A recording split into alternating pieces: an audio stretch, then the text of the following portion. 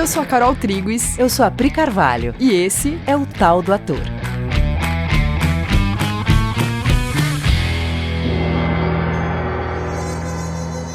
E aí, galera? Oi, gente! Beleza? Oi, Paty, que acabou de entrar aqui no estúdio.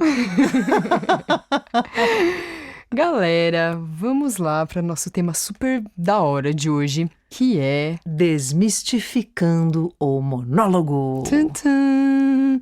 Sim, a gente no nosso trabalho com atores, a gente percebeu que o monólogo ou os bifões, eles geram muito medo nos atores, porque parece que agora é sobre você falando bem um texto, né? Você muito exposto sozinho, sem ter com quem jogar em cena. Ainda que você não tenha parceiros de cena, você está com a personagem e com as ideias da personagem. O ator nunca está sozinho em cena e nunca é sobre você, ator. É sempre sobre a personagem e as suas ideias. Nunca é sobre falar bem um texto. Isso não existe enquanto forma. Falar bem, né? Falar direito, não. O falar bem é entregar aquelas ideias honrando toda a profundidade que elas têm. Nossa, já começou da hora, né? Então vamos lá. Porque quando você tá sozinho em cena, parece que agora você tem que fazer alguma coisa acontecer. Sim. Na verdade, não muda nada. Você tem a personagem, você tem o texto que você recebeu e você vai comunicar. Só que agora, direto pra plateia? Vamos lá, vamos do começo. Do que a gente tá falando? Vamos lá, vamos pra definição do monólogo, definição do dicionário. Então, monólogo é uma cena de peça em que o ator, achando-se só, fala consigo mesmo ou se dirige ao público, expressando seus pensamentos, as lutas interiores do seu espírito, etc. Ou peça escrita para um único personagem, monodrama. Bom, então vamos lá.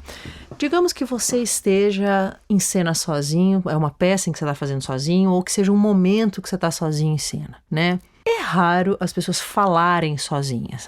Antes da gente começar a gravar, aqui o Koba tentou desmentir a gente, falou, não, eu falo sozinho, falo alto sozinho, a minha voz entra nas gravações porque eu fico pensando e falando, mas... E acontece mesmo, acontece. Né? As pessoas falam, às vezes fala baixinho, às vezes fala mais alto. Mas, em geral, as pessoas não falam sozinhas, ou quando falam, falam baixinho, né? Uhum. Ou não é uma fala com uma clareza assim, de pensamento, né? Isso É uma fala meio resmungada, assim, é um comentário, né? Sim. O Koba tá chamando de notas mentais. É uma nota que você às vezes dá uma resmungada fala nela. Fala um pouco, pensa um pouco, fala um pouco, pensa um pouco, né? Que é diferente de um monólogo, né? Que você vai abrir a boca e sair falando um pensamento estruturado. Né, em alto e bom som. Quando a gente fala com a gente mesmo, assim, no dia a dia, é mais eu confabulando aqui comigo mesmo, né? Sim. E pra cena, isso não resulta, isso é complicado, porque em cena, você, mesmo que na cena você esteja sozinho, obviamente você está fazendo a peça para uma plateia, e você tem que se comunicar, você tem que ser ouvido. Tá, mas então eu, ator, tô em cena sozinho, meu personagem tá sozinho, e aí o ator entra naquela pira de que, então eu falo pra plateia, eu quebro a quarta parede, eu não quebro a quarta parede, isso vira uma questão.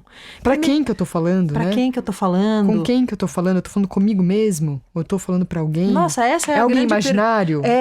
Tô falando comigo mesmo. Ó, falando com você mesmo, isso é uma coisa que não resulta cenicamente. Porque aí é isso, vai virar uma fala pra dentro. Uhum. Aquela fala desestruturada. Se eu estiver falando comigo mesmo, tipo, Priscila, ai meu Deus, às vezes você é tão, pois é, não devia fazer isso. Isso é muito uma fala pra você mesmo. Isso não resulta cenicamente, não é uma fala pra plateia.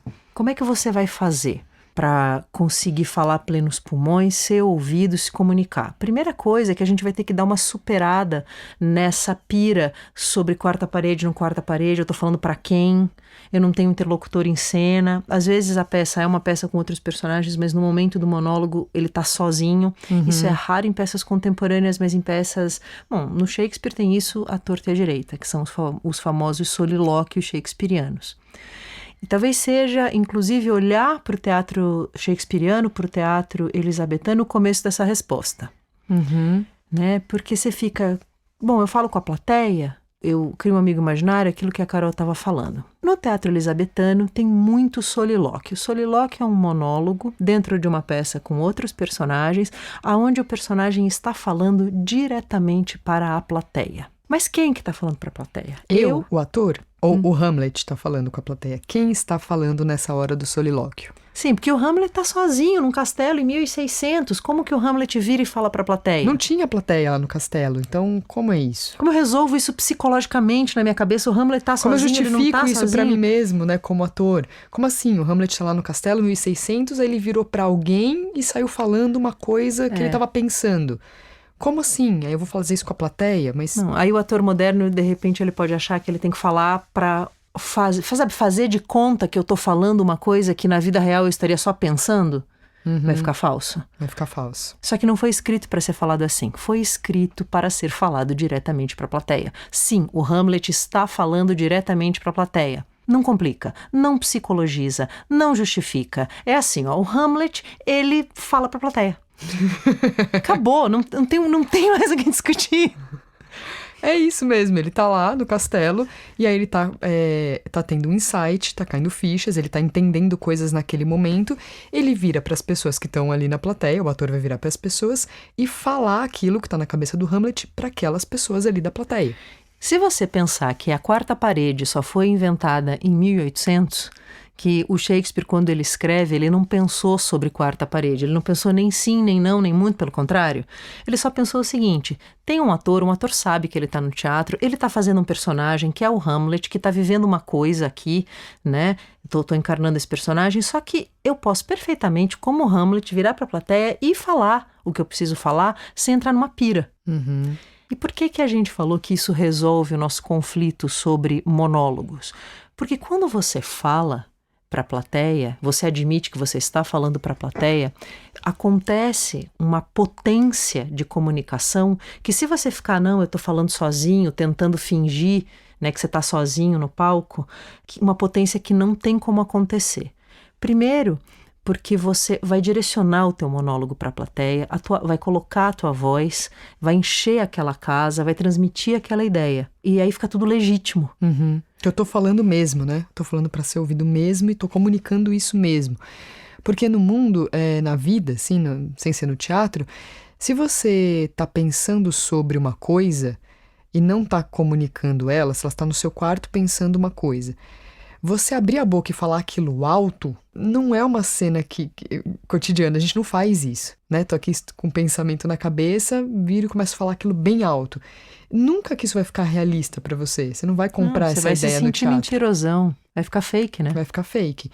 Só que, se você quiser comunicar essa ideia com pessoas que estão numa distância grande de você, como uma plateia, por exemplo, você vai falar esse discurso alto. Então, o fato de você direcionar aquilo para a plateia justifica o fato de você estar falando aquilo alto. Sim, é só não entrar numa pira psicológica. O Hamlet vai lá, olha para a plateia e faz o seguinte questionamento: ser ou não ser? É uma pergunta que está na mente dele, naquele momento vem aquela pergunta na mente dele e ele compartilha essa pergunta com a plateia. Ele está fazendo essa pergunta para si, para a plateia, ser ou não ser? Aí ele fala, putz, essa é que é a questão, né, cara? Em linguagem de 1600, eis a questão. E aí ele vai continuar esse monólogo, não como uma coisa que ele pensou sobre no passado, resolveu aquilo na cabeça dele, sabe aonde vai chegar, e agora eu estou contando o que já aconteceu. Ele está pensando aquilo junto com a plateia naquele momento. Sabe quando você está tendo um insight e você começa a falar sobre esse insight que você está tendo e você não sabe muito para onde ele vai ainda, porque você está descobrindo ele naquele momento, na frente das pessoas, e você começa um discurso sobre aquilo que você está entendendo naquele momento, e aquilo começa a ter uma crescente, porque você vai vendo novas coisas, né? Quando você abre o assunto na frente de alguém, abre uma nova janela e você comenta aquela janela que abriu, inclusive tem aquela outra ideia que sim, nossa, agora que eu tô entendendo o que acontece aqui. Aí também tem isso aqui, ó. Você começa a elaborar o pensamento na frente da pessoa. Junto com a pessoa. Junto ali, né? Convidando ela a participar daquele insight. É isso que está acontecendo com Hamlet nessa hora. Sim, e aí, naturalmente, o monólogo ele vai adquirir curva, como aconteceu agora na fala da Carol. Nesse exemplo que ela estava dando, se você voltar agora e ouvir de novo, você vai ver que a voz dela foi subindo, subindo, subindo, ela ganhou uma curva natural, chegou num ápice, e aí depois resolveu um pouco, relaxou, relaxou, relaxou. Que é o normal de uma fala, como ela acabou de demonstrar. Isso acho que é a grande chave. Acontece no momento para o Hamlet aquela reflexão. E no momento em que ele compartilha isso com a plateia, ele faz isso ser importante para a plateia, ele inclui a plateia. Não fica uma coisa que diz respeito só ao Hamlet, que eu pensei ontem, e tô aqui só te contando o que aconteceu na minha cabeça, não tem nada a ver com você. Sim, porque contar não é uma ação potente no teatro, Sim, né? não é ativo, né? Desabafar, contar, não é um objetivo ativo. Agora, se ele tá com uma questão que eu tô ali na tua frente tentando entender o que eu vou fazer, eu me mato, eu mato meu tio, eu assumo um destino, ou eu fujo dele, o que será que eu faço? Eu tô compartilhando isso com você agora. É como se ele falasse, me ajuda a pensar aqui, eu tô olhando pra isso agora, né? Tô colocando esse pensamento aqui. Sim. Então, acho que as duas coisas mais importantes sim, a plateia está ali, não precisa fingir que ela não tá, né? Não fica olhando pro além, fingindo que você não tá vendo a plateia. Tá vendo, olha, não tem porque isso problema vai nenhum. dificultar o seu trabalho e vai tirar a potência do texto. E 2, não faz a coisa ser uma coisa que já aconteceu no passado e que agora você só tá contando. Resolve isso ali, né, com urgência no momento presente. Sim, entrega o insight pra plateia. É como se a gente estivesse dizendo, em outras palavras, que não existe um monólogo de fato. É uma conversa com a plateia. Né? Mesmo que você não vire pra plateia. Mesmo que eu esteja o tempo inteiro, então, de lado. Pronto, o Hamlet decidiu que ele vai fazer de costas esse monólogo. Mas o diretor marcou que essa cena ele quer de costas. Mas não importa. Eu sei que ela tá ali, a minha reflexão é nesse momento e você tá compartilhando isso comigo. Sim, eu direciono pra plateia do mesmo jeito, mesmo de costas se precisar. Aí tem uma outra coisa que a gente também costuma chamar de monólogo, que são os grandes bifões, né? A personagem não tá sozinha, mas ela tá falando sem interrupção por bastante tempo. Quando um monólogo ele é bem escrito, ele tem muitos momentos, muitas viradas. E você vai ter que decupar isso para conseguir colorir esse monólogo com todos os encadeamentos que ele tem. Você vai ter que achar todas as viradas, né? Por que isso deu naquilo? Lembre, mesmo que você fale por 10 minutos, não é sobre você. É sobre encontrar as ideias da personagem, encontrar o padrão de pensamento da personagem e como que isso vai sair da boca é consequência. As pessoas, elas olham para o monólogo, normalmente, como se ele fosse uma entidade. Gente, é só você fazendo uma construção de ideias que é longa, não é uma entidade muito complicada. O monólogo, né? O monólogo, o cara monólogo. Você vai ter só que se dedicar para poder saber, descobrir qual que é o processo mental que a personagem está fazendo. Por que ela foi de uma ideia para a próxima? Que associação ela fez? É igual na vida, né? Isso. Desculpa, te não. cortei. Por que ela tá falando assim, por exemplo, eu tô aqui conversando de monólogo, de repente eu falo, pois você sabe que a minha tia, que é uma pessoa que fala muito, aí o ator vê isso, ele fala, meu Deus, né? É que, obviamente, Como é que eu vou falar isso, né? Como é que eu ele vou falar saiu do isso? pensamento do tá falando sobre monólogo, aí ela falou da tia. Como é que eu vou fazer esse texto? Mas é igual na vida, você faz isso o tempo todo na vida. Você tá falando uma coisa, daqui a pouco você abre um parênteses, você lembra de um negócio, você dá um exemplo, né? Você puxa um outro assunto, você intensifica a sua fala, você repete uma coisa 2 vezes. Sim. Porque você quer enfatizar aquilo que você disse. E normalmente num texto, usando esse exemplo da tia, o ator tá lá escrito, a minha tia. Bom, então no texto tá te contando que ele lembrou da tia. Por algum motivo ele fez essa associação, que ou ela tá no texto em algum lugar mais pra frente ou mais pra trás, uma referência a essa tia, e é por causa disso, porque é uma tia que fala muito e monopoliza os almoços de domingo. Ou talvez isso não esteja no texto, e aí você gera, por exemplo, uma justificativa como essa. Porque você tem que gerar um processo mental análogo a esse que você tem na vida, como a Carol acabou de explicar. E você vai ter que quebrar ele em trechos, né, em partes, para descobrir quando que o personagem muda de assunto, ou quando vem uma memória, ou quando, né, todas essas nuances que são normais na fala cotidiana, quando que essas nuances acontecem. Você vai ter que fazer uma decupagem desse texto para entender cada virada, cada momento de mudança. O monólogo ele é como um mapa, né? Ele é uma linha, começa aqui, aí ele vira uma esquerda, aí ele vira direita, ele segue mais um pouco, aí ele vira esquerda, direita, esquerda. O que não dá é para você achar que ele é um trecho de texto que você declama, entre aspas, que você só fala, sem fazer todo esse processo de compreender cada momento mental da personagem que no texto geram essas viradas, esse pulo de uma coisa para outra. Sim, senão ele fica com aquela cara de uma palestra, né? Onde eu tô aqui, ator, todo resolvidão, né? E com distanciamento dessa fala, falando ela, declamando ela, né, num tom de distanciamento. Só que não, é uma vivência daquele momento. Eu tô falando aquilo naquela hora. Sim, eu não sei se eu tô aqui pensando, será que tá dando para entender isso que a gente tá falando? Porque não é tão simples de compartilhar isso na teoria sem estar mexendo num ator ali na hora com um monólogo, né? Então vamos mexer no monólogo? Vamos. Pra gente olhar para isso?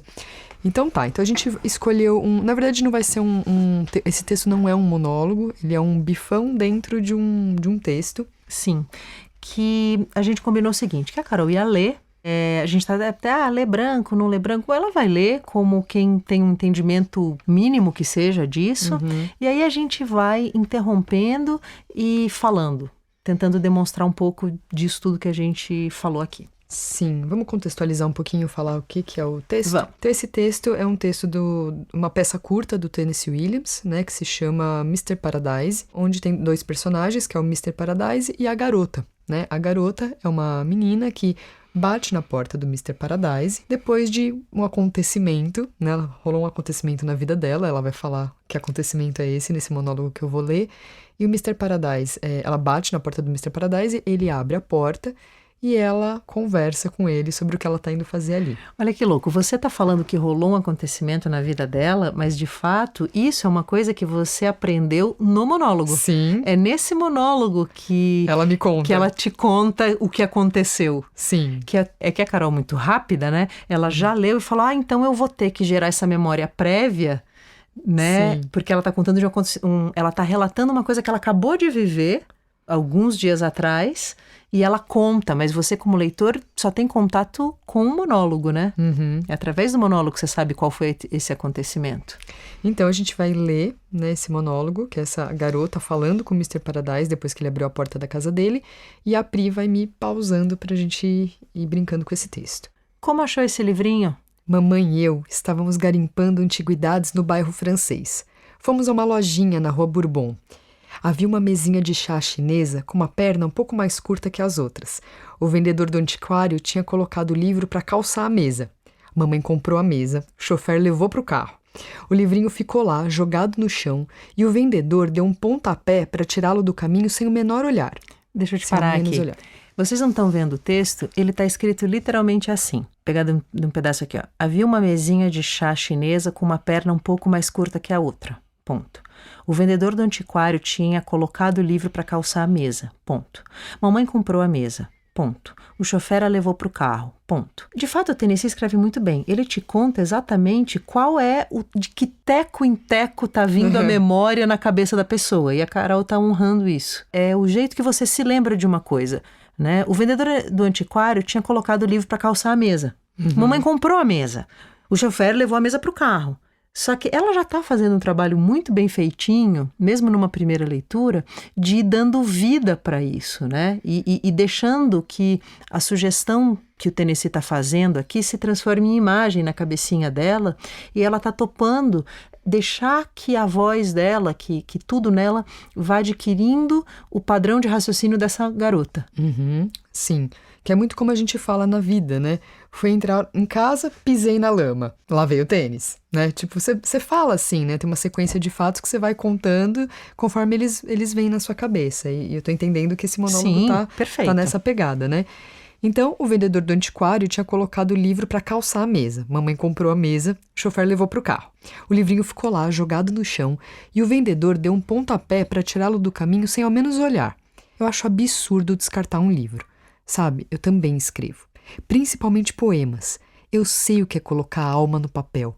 E esse papel ser perdido ou esquecido ou usado como calço de mesa. Aqui ela abriu um parênteses, né? Ela estava contando sobre o evento da compra e aí agora ela começou a falar dela. Então, muda. Isso é uma virada. Sim, né? Eu tô contando aqui como foi e de repente eu falei. Eu também escrevo. Né? Tô contando uma coisa assim, eu sei o que é colocar a alma no papel. Ela coloca, e ele é um escritor, né? A gente vai entender no texto que ele é um escritor, e ela tá compartilhando esse momento com ele, né? Ó, eu também sei o que é isso, né? Tem um texto seu que tá ali não servindo pra nada, só que você colocou a alma nele. Né? E se a Carol fosse fazer esse texto, no período de ensaio, ela ia entrar em contato com o que é isso que ela está falando de um jeito mais profundo. Porque agora ela está fazendo uma primeira leitura. Sim. Sabe qual é o valor de você escrever uma coisa, colocar sua alminha no papel e estar conversando com um escritor sobre isso? Sim. Então, vou voltar só uma frase para dar o gancho. E esse papel ser perdido ou esquecido ou usado como calça de mesa? Me abaixei para ver o livro. Aqui, ó, quando ela fala, ou usado como calço de mesa. É um absurdo. Aham. Porque ela contou antes, né? Esse papel ser perdido, esquecido ou... Tem 3 pontinhos, tem reticências aqui, ou usado como calço de mesa. Que foi o caso desse texto, né, que ela encontrou. Então, ou usado como calço de mesa. Me abaixei para ver o livro. O título estava apagado e as letras douradas tinham se esvaído, mas seu nome ainda estava lá. Anthony Paradise. Isso me fascinou, então peguei o livro para folheá-lo. Nossa, é um livro de poemas, eu disse ao vendedor. É, ele disse. Como você o conseguiu? De onde veio? Desde quando estava jogado ali? Quem é Anthony Paradise? O vendedor riu. Só Deus sabe. Provavelmente veio um lote que comprei há muito, muito tempo. É possível que tenha ficado numa papeleira comprada de alguém. Não é vendável. Eu costumo usar para acender a lareira. Eu queria comprar, eu disse. Quanto quer pelo livro? Ele abriu bem os braços e com a mais profunda generosidade respondeu. Pode levar, é seu, de graça. O chofer voltou para me lembrar que mamãe estava esperando no carro, então saí com pressa, colocando o livrinho de versos na bolsa. E zarpamos para mais um coquetel. Estou em casa por conta das férias da faculdade e vivo ocupada com essas coisas. Agora ela deu uma explicação, né? Nova viradinha, né? Uhum. Ela tá contando pro Mr. Paradise que ela tá em casa de férias. Sim, estou em casa... Né? Tipo, sabe, Mr. Paradise, é que eu tô, né? Em casa de férias. Estou em casa por conta das férias da faculdade e vivo ocupada com essas coisas. Esta tarde estava mais entediante do que nunca. Eu não acredito em tédio. Acredito em animação, surpresa, paixão. Acredito em quem tem a alma atormentada por uma tormenta tão forte que varre todas as banalidades como se fossem farrapos de fitas ou folhas secas. Nova virada. Ela estava contando que ela estava de férias e aí agora ela começa a compartilhar um valor pessoal na certeza de que ele, escritor, vai compreender. Tanto que ela gera uma imagem literária. Sim. Né? Uma coisa que não é comum num discurso falado cotidiano. Sim, tanto que se você ainda não está envolvido no que ela está dizendo aqui, não é simples falar essa fala aqui. Exato. Né? Eu percebi isso aqui, quando eu fui ler, né? Que quando ela fala, acredito em quem tem uma alma atormentada por uma tormenta tão forte que varre todas as banalidades como se fossem farrapos de fitas ou folhas secas, é uma coisa que ou você está em conexão com o da onde está vindo esse texto, né? Sim. Com o do que ela está falando, ou fica uma fala estranha para você. Pela 20ª vez me perguntaram se eu gostava de Bryn Mawr. Dá para acreditar? De repente eu me lembrei do livro e subi para dar uma folhada. Para minha grande surpresa, encontrei aquilo que andava procurando. Uma enorme e feroz tormenta que varreu todas as banalidades como farrapos de fitas e folhas secas. O que acha disso? E aí ele responde lentamente. Está se referindo a esse livro de versos? É. Ela responde. Que legal. Esse monólogo, ele é bem simples, ele é muito direto, mas mesmo assim... Tem muita imagem, né? Ele mostra as viradinhas que, quando você lê de uma vez só, é fácil você abordar ele como se ele fosse um grande bife que você tem que comer numa mordida só. Mas quando você vai comer um bifão, você corta ele em pequenos bocadinhos. Sim. E aí você vai vendo que ela vai... E é bem fácil nesse de perceber que ela vai fazendo parênteses, ela vai contando uma coisa, ela mete uma imagem literária porque ela tá falando com um escritor de quem ela quer se aproximar. E aí você vai aos poucos entendendo cada pedaço desse, podendo honrar todas as curvas que esse texto Isso. tem, né? Todo o colorido que ele tem.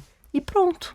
Lá pra coisa onde isso seria falado por uma plateia. Seria falado por uma plateia. Tranquilamente. Mesmo que você assuma que você está falando com ela ou não. Tanto faz. Sim, e o quanto isso te ajuda na hora de decorar um texto, né? Sim. Que é muito difícil decorar um bifão inteiro se você tentar comer ele de uma vez. Mas se você for entendendo o encadeamento de ideias, né, fazendo lógica entre esse encadeamento, aí sim, ela fala isso e depois aquilo, e é óbvio por que ela fala isso depois daquilo, Sim. né? Você faz um roteiro mental que tá todo encadeado e aquilo faz sentido. Então essas falas dá pra Tem muito decorar. a ver com ouvir o texto, né? Ouvir o que o texto tá te contando. O texto te conta, puxa, aqui é óbvio que ela fez uma transição. Ela mudou de assunto. Então, ela mudou de assunto, você muda de assunto. Sim. Você tenta justificar dentro da sua cabeça por que essa mudança de assunto aconteceu nesse momento. Né? É só não... Eu acho que o balizador é se tá esquisito, se você tá se sentindo esquisito... Meio falso, falando. Isso, é porque você não achou a chavinha interna que ela virou para ela virar aquela esquina. É a mesma coisa das ações físicas em cena, né? Quando você tem uma marca para cumprir, por exemplo, nessa hora o personagem anda, sei lá, ou senta. Nessa hora acontece uma ação física. Isso tem que estar fluido por um motivo, né? Tem um motivo que faz aquilo ter uma fluidez. Sim, nessa hora ele anda. Sim, nessa hora ele senta e tem um porquê, né, disso. Sim, você não anda à toa. Você anda, no mínimo, porque a sua bunda ficou quadrada e você tá precisando esticar a perna. Que seja por isso. Né? Mas já tem uma motivação. Sim, no discurso é a mesma coisa. Tem uma motivação que faz mudar um assunto, mudar um tom de voz, abrir um parênteses. Sim, né? Acho que é isso, né? Acho que é isso, galera. Inclusive, essa peça vai ser apresentada agora no dia 12 de dezembro de 2020 pela galera do Curso Livre, né? Essa vai ser uma das ceninhas que a gente vai montar. É uma peça de cenas curtas do Tennessee Williams, online. Todas as informações no coexiste.com.br/teatro. E são 2 apresentações, uma às 10h30 da manhã. E a outra às... meio-dia. Isso! Muito bom. Você vai encontrar tudo lá no site. Beleza, amores? Então é isso. A gente tem um recadinho. É verdade. A gente tem um recadinho. A gente aprendeu que se vocês seguirem a gente... o Spotify entende que a gente é relevante e distribui para mais pessoas. Sim. Então, se você acha que esse conteúdo é relevante... Se você curte esse podcast... e merece ser distribuído por mais pessoas, siga a gente. É isso. A gente sempre quer dar esse recado e esquece. Então é isso, amores. Até semana que vem. Um beijo, bons monólogos por aí. Até mais.